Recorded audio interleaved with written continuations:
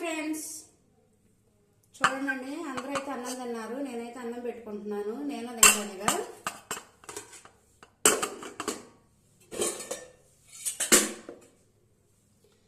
ములక్కాయ పప్పుచారు చేశాను అన్నాను కదా, ఇదిగో చూడండి.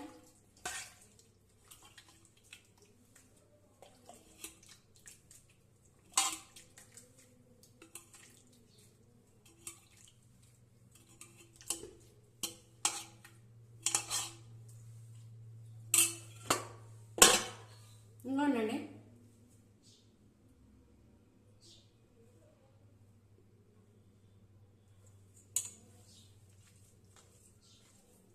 ములక్కాయ పప్పుచారు చాలా బాగుంటుందండి. అందరు తిన్నారు, నేను తింటున్నాను. బాగుందండి.